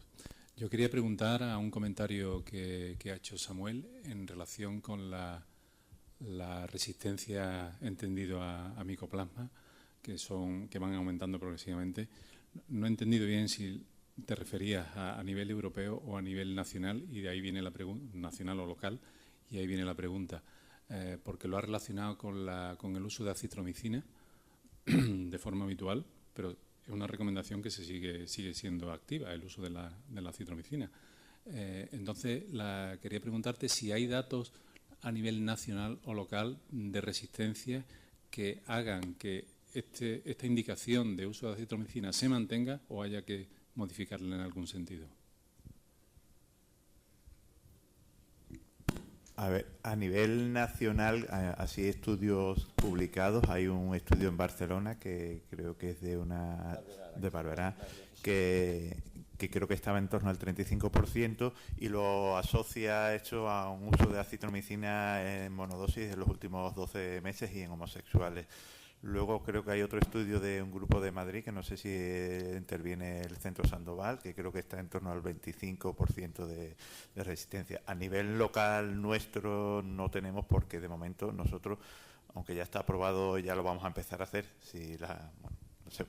En breve, por decir alguna fecha, ya lo vamos a empezar a hacer la detección de micoplasma, y es un proyecto personal que quiero yo implementar, es hacer el mapa, si es posible a nivel andaluz, y si no a nivel nuestro local de Sevilla, hacer un proyecto, estudio de resistencia a macrólidos para ver exactamente cómo estamos en nuestra ciudad, porque nosotros además tenemos muchísimas muestras, como tú sabes, entonces creo que somos un centro muy adecuado para hacer este tipo de estudios, pero primero nos tienen que aprobar la técnica de detección de micoplasma, que ya está aprobado, aunque no está resuelto, y a partir de ahí pues intentaremos implementar ese proyecto y ya comunicaremos los resultados. Yo quería comentar, y Fernando también, que nosotros, por ejemplo, Laura está haciendo micoplasma, llevamos como año y medio, 2 años haciendo micoplasma, ¿no? Entonces, nos estamos encontrando que a muchas infecciones, a mejor que pensábamos que era una clamidia, pues claro, tú le pones tratamiento, ¿no? Entonces no mejoran. Y resulta que al hacer micoplasma nos encontramos que son micoplasma. El micoplasma no va bien con la citromicina. Tienes que usar doxi, tienes que usar un tratamiento mucho más prolongado. Y claro, nosotros estamos haciendo estudios de resistencias, pero lo que está claro es que el abanico, cuando tú tienes solamente 2 técnicas y no te va, pues algo pasa. Y cuando resulta que ves micoplasma y que ves que hay un porcentaje que es un germen, que no es que sea emergente, yo creo que está siempre, lo que pasa es que se ha ido seleccionando, pues hay que tener cuidado. Hay que tener cuidado con los diagnósticos. Y con estas técnicas que nos ha contado, es que tú puedes diagnosticar de 2 infecciones o de otras cosas, ¿no? Sí, mi pregunta para Samuel parcialmente ha sido contestada por ti, porque dices que se va a montar en nuestro laboratorio. Entonces, la pregunta que yo iba a hacer es, no ya solamente a título que lo vamos a montar en nuestro laboratorio, ¿tú crees que existiría una recomendación fehaciente de usar plataformas que detecten micoplasma genitalium de forma sistemática o no? Yo creo que sí, creo la sintomatología, y la epidemiología es totalmente superponible a clamidia, trachomatis. Si hacemos clamidia, ¿por qué no vamos a hacer micoplasma? El problema es que se lleva haciendo clamidias muchos años y hasta ahora pues no se le está dando la importancia al micoplasma, que a lo mejor no la tiene, pero es que ahora es cuando vamos a empezar a detectarla de verdad, porque hasta ahora no existía ninguna técnica, bueno, hasta ahora, hace un año, no existía ninguna técnica comercializada. Yo siempre hablaré de técnicas comercializadas, no me gustan las PCR o las técnicas caseras que no tienen, que para mi gusto no están lo suficientemente controladas, y yo creo que si hacemos clamidia, ¿por qué no vamos a hacer micoplasma? Ahora que ya tenemos la posibilidad de hacerlo, digamos, en grandes volúmenes de muestras. Yo creo que es una demanda que, sobre todo, la doctora Padilla me hace que prácticamente a diario me interroga a diario de cuándo, y yo digo, pues cuando las administraciones lo resuelvan, aunque ya está prácticamente resuelto, pero todavía no. Yo creo que sí, que indudablemente que es superponible a la clamidia. Jorge. Sí, muchas gracias a todos los ponentes y moderadores de la mesa. Muy de acuerdo con la opinión de Samuel. Ya no son las recomendaciones nuestras o de la guía de GESIDA o de la SEINC o del grupo de ITS de la SEINC en relación a que hay que hacer detección de Mycoplasma genitalium porque lo indica la epidemiología. Pero esa detección, según la IUSTI, hay que hacerla también con pruebas genotípicas que ya te dicen si es resistente o no genitalium a citromicina o a otros antibióticos. En principio el tratamiento de elección es a citro todavía a pesar de eso, pero moxifloxacino sería el tratamiento de segunda elección, digamos, ¿no? O sea, segunda opción. Moxifloxacino 400 durante 7-10 días. Muy de acuerdo con la intervención de César. Su filosofía asistencial es la misma que practicamos en nuestra unidad, en nuestro centro, en Sandoval, desde hace muchos años. El término promiscuidad, por ejemplo, y algunas, tú eres normal, y estas palabras así que son absolutamente execrables y hay que desterrarlas de las consultas y de las historias sexuales de todos los individuos. Totalmente de acuerdo con eso. El tema promiscuidad, solo por poner un ejemplo. En chicas que ejercen la prostitución, por ejemplo, el año pasado, de las más de 400 que hemos visto, ni una sola era seropositiva al VIH. En chicas heterosexuales que no ejercen prostitución, que no se inyectan drogas, la prevalencia del VIH era del 1%, 0 versus 1. Si analizamos 10 años seguidos, y está en la presentación que está colgada por ahí, es exactamente lo mismo. Más de 2.000 chicas que ejercen prostitución, 0,2, 0,3 prevalencia de VIH. En heterosexuales mujeres que no tienen ningún otro factor de riesgo, o sea, consumo de drogas inyectadas ni de tal, la prevalencia del 1, 1,1, 1,2%. Por eso, es decir, que lo que decía él, lo del tema, eres promiscuo, no sé qué, o eres activo o pasivo. No, las personas tienen relaciones sexuales y en unas personas tienen relaciones anales insertivas o receptivas. No eres activo, tú no eres nada, eres una persona que tiene sexo, punto. Puedes tener prácticas sexuales y puedes ser preferentemente insertivo o receptivo en una relación anal, como pueden tenerlo las chicas también. No hay que olvidar eso, que es que como es una chica no hay que preguntar si tiene sexo anal. Error. Entonces, bueno, o sea que sobre prácticas sexuales, independientemente de la orientación sexual de cada uno, hay que preguntar, hay que hablar. De ahí que yo ayer en las intervenciones decía que, bueno, hablar con una persona es muy importante. Hacer una historia sexual es muy importante. Pero antes de historia sexual habría que irse todavía a remontarse a más atrás, ¿no? La educación, la formación, la información sobre la salud sexual, sobre la sexualidad y sobre las drogas, tal cual están las cosas. Es importantísimo llevarlo a las escuelas, a los profesores que no tienen ni idea también, y a los alumnos, ¿vale? Porque es decir que falta educación y falta formación y falta, digamos, enseñanza en el respeto a la diversidad de las personas, ¿no? Eso es crítico también para poder desestigmatizar de alguna forma. Y la sexualidad es una parte, bueno, lo que ha dicho César, no tengo nada que añadir. Felicitaros a todos vosotros. Muchas gracias. Simplemente, Jorge, gracias por tu opinión y comentario. Lo que quería decir, yo sí utilizo la parte de activo y pasivo. Sí lo utilizo activamente en mi consulta. ¿Por qué? Porque finalmente, como de alguna manera forma parte de la jerga dentro del colectivo y no ofende, de hecho, ni mucho menos. No tiene como, por ejemplo, la connotación de que podría tener, por ejemplo, la palabra promiscuo. Entonces, de hecho, he intentado las dos, un poco primero el médico serio, porque he tenido esas facetas, en donde y usted tiene sexo anal insertivo, sexo anal... Al final es mucho más complicado para mí. Lo he intentado. De hecho, una consulta, vamos, también en mi formación de la residencia también tuve el tema de la rotación en una clínica de ITS. Y a ver, finalmente la parte escrita es complicada. Usted tiene relación sexual boca ano, ano boca ano. Es una forma tan que tú no le puedes preguntar eso al paciente. Evidentemente tú lo llenas así, pero te ahorras tiempo. ¿Y tú qué? ¿Eres activo o pasivo? No, yo de los dos. O versátil. ¿Qué han dicho el versátil? Pues ya está, versátil. Entonces sé perfectamente que tengo que hacer pruebas por arriba, por adelante y por atrás. Y me ahorro, ¿me explico? O sea que yo lo que soy enemigo número uno es de las connotaciones o los adjetivos descalificativos. Lo que un colectivo, una minoría puede aceptar como bien y que no ofende, lo sigo utilizando porque me ahorra tiempo en concepto y en, pues más fácil, ¿sabes? Que en el oral insertivo, no sé qué. Estoy de acuerdo con eso a nivel, digamos, de registrar en tu historia, porque a veces, y eso tú le dices a la gente que atiendes, decide tú si te vamos a hacer un exudado rectal, porque si tienes sexo anal te lo hacemos, y si no, no lo hacemos, o sea, implicamos a la persona. Pues entonces casi que sí, me lo puedes hacer, por favor, porque a lo mejor te dice que solo es activo, como dices, ¿no? O es versátil, ¿no? Que es la jerga que hay que usar también para ser entendibles en la consulta, ¿no? Pero vamos, que la gente no se puede clasificar de activo y pasivo, a eso me refería. Como se dice en muchos sitios, ¿no? Fuera del ámbito a lo mejor más especializado, ¿no? Porque, en fin, las chicas entonces todas son pasivas, ¿no? En el sexo oral, ¿qué quiere decir activo y pasivo? Que te lo hacen, que lo haces tú lo haces en el sexo oral.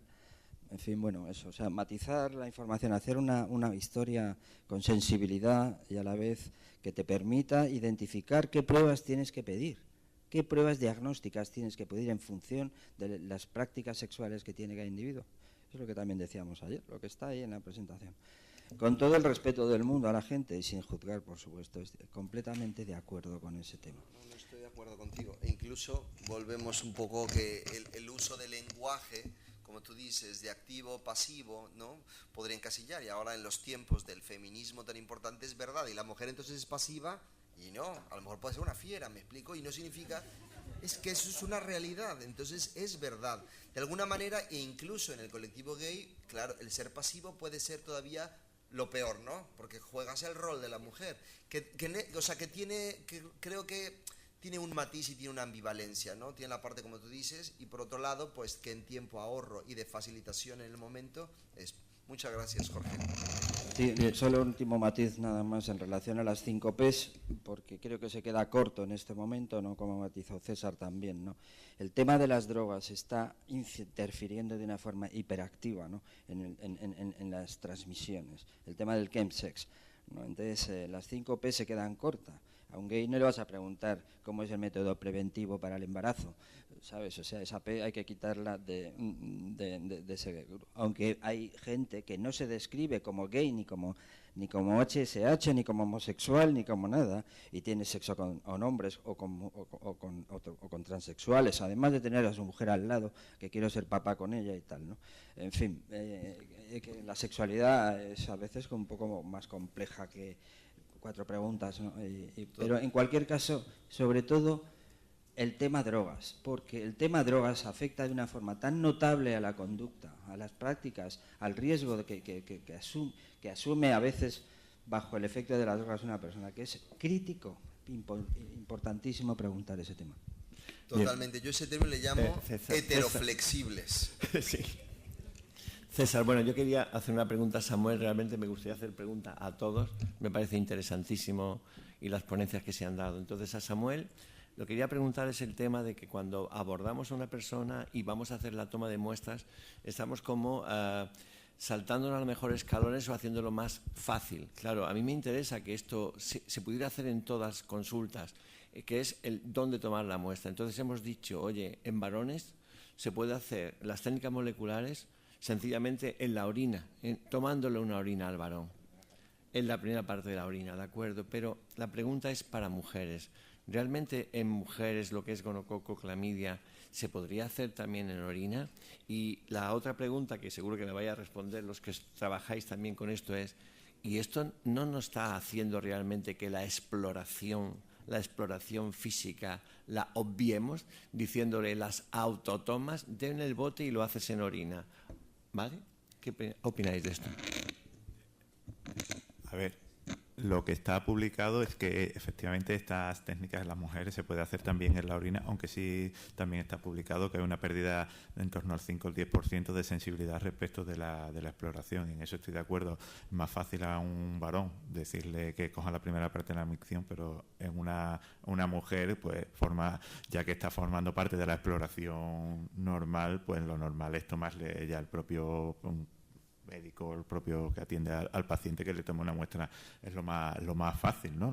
Ya que lo estás explorando, pues ya le tomas la muestra. Yo en ese sentido hay dos cosas que quería hablar de la orina. Vamos, yo mi tesis doctoral fue sobre la detección de HPV en orina y tuve unos resultados magníficos, ¿no? Se publicó y unos resultados magníficos. Y nosotros hicimos también con la doctora Estefanía, que es la residente, hicimos un trabajo de primera micción en varones y con un cribado mediante leucocituria, y tuvimos un valor predictivo negativo del 99%, que podría ser incluso también una forma barata y rápida de cribar por lo menos a varones, los que no tenían leucocituria. La primera, en mujeres no lo hicimos, porque yo entiendo que a la mujer en el proceso propio de la exploración lo más cómodo es tomarle ya directamente la muestra. Si se fuera a hacer a lo mejor a distancia, pues podría utilizarse la orina. Yo en algún caso, una ginecóloga me comentó que ella está totalmente en contra de la autotoma por parte de la mujer, porque ella entiende que no están lo suficientemente preparadas para tomarse una autotoma como para hacer un diagnóstico adecuado. ¿Tú opinas lo mismo, Jorge, con toda tu experiencia en cuanto a la autotoma de la mujer para clamidia gonococo, o tú piensas que realmente a la mujer hay que explorar y tomarle la muestra?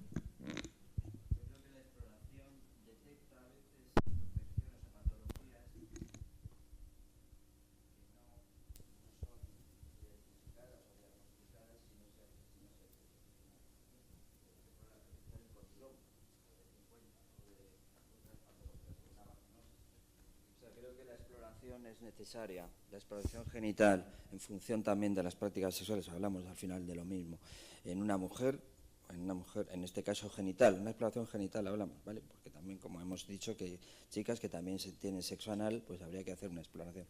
La exploración ayuda a detectar algunas infecciones que no se detectan si no se explora. Una sífilis secundaria hay que explorarla, si no, no la puedes filiar. O sea, un señor con una serología positiva, que se ha hecho una serología, y no sabes si tiene manifestaciones de secundarismo o no, o tiene un chancro o no. O sea, lo mismo en una mujer. O sea, si tiene una vaginosis, si tiene, cómo es yo qué sé, pues las características del flujo, por ejemplo, vaginal y tal. O sea, que en mi opinión la exploración tiene que hacerse. ¿Es mejor hacer algo que no hacer nada? Porque si no puedes esperar no hacer nada, pues no. Si no puedes hacer nada, pues es mejor hacer una detección. Pero si puedes explorar, sería lo que habría que hacer siempre, en cualquier ITS. Y luego quería hacer una pregunta a Samuel. Muy bien, Jorge. Andrés.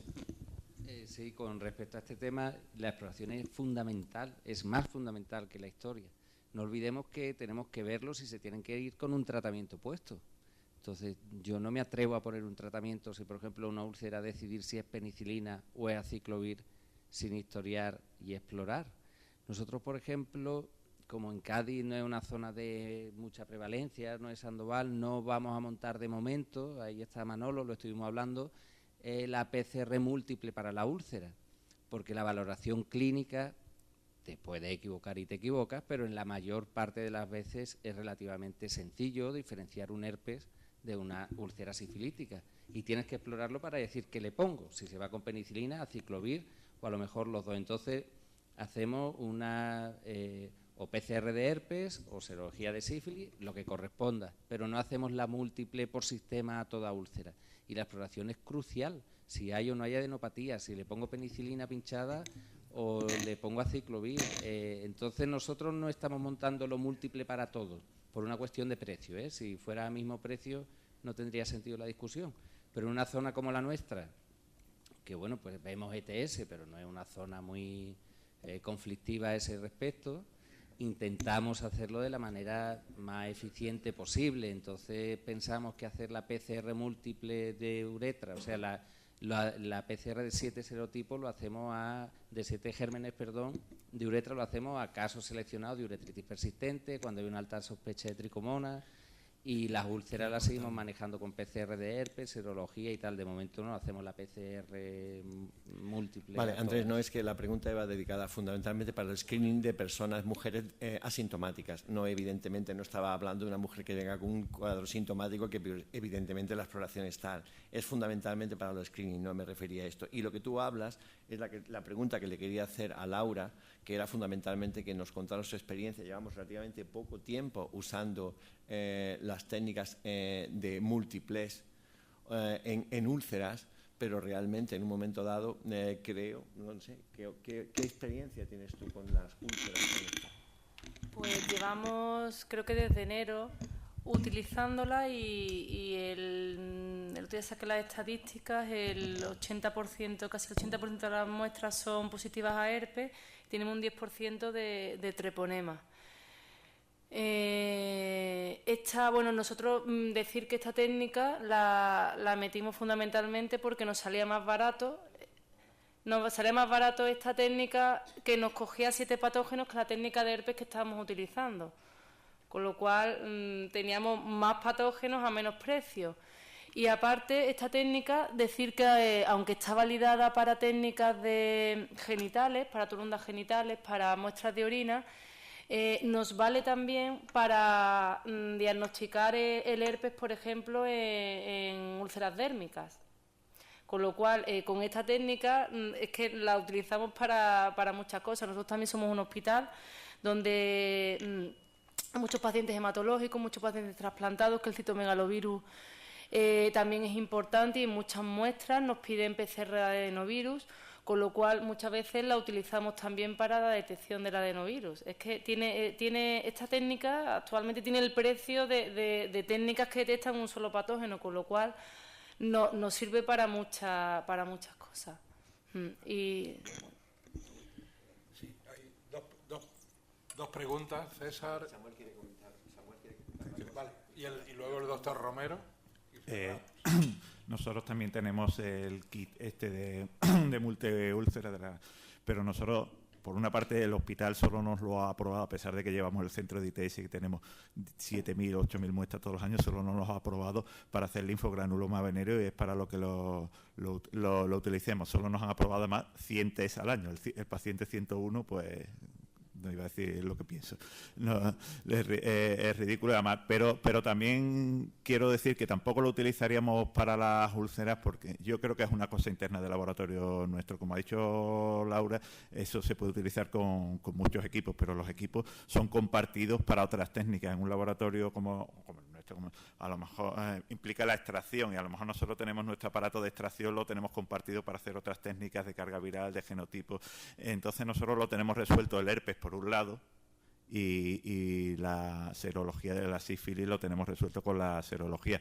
Como cada vez que hacemos linfogranuloma inevitablemente se aparecen los siete parámetros, a veces nos salen herpes, a veces no, nos sale muchas veces herpes, nos sale muchas veces, algunas veces sífilis, pero cuando yo voy a revisarlo ya lo tenemos diagnosticado por la técnica alternativa, que además no requiere extracción, que es una técnica digamos mucho más directa, porque la técnica esta requiere un paso previo, que es la extracción, ¿no?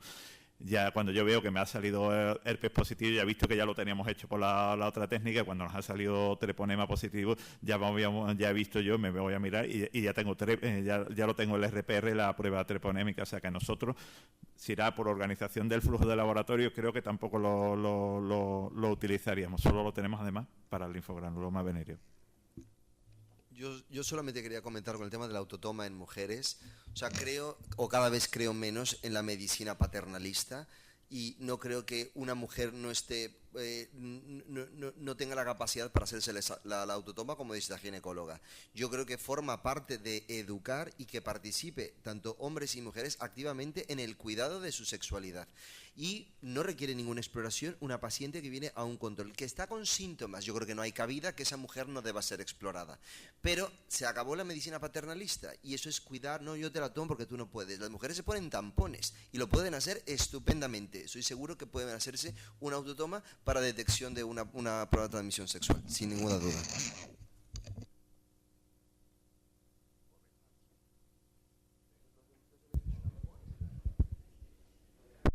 Opino que lo mejor es enemigo a veces de lo bueno. Por lo tanto, si no hay posibilidad de exploración, una mujer asintomática hacer una toma vaginal es muy sencillo. O sea, sería una toma vaginal más orina, evidentemente, para descartar gonococo y clamidia, ¿no?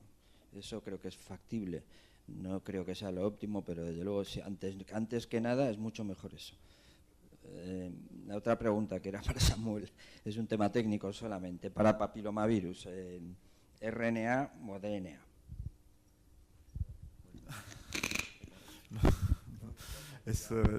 Nosotros utilizamos ADN. Yo creo que todo tiene sus ventajas y todos sus inconvenientes. La técnica de ADN, que son las PCR, están mucho más estudiadas, tiene mucha gran tradición, y el tema del RNA, pues tiene sus ventajas, el tema de la sensibilidad clínica y analítica, pero yo no creo que sea ni mejor ni una que otra.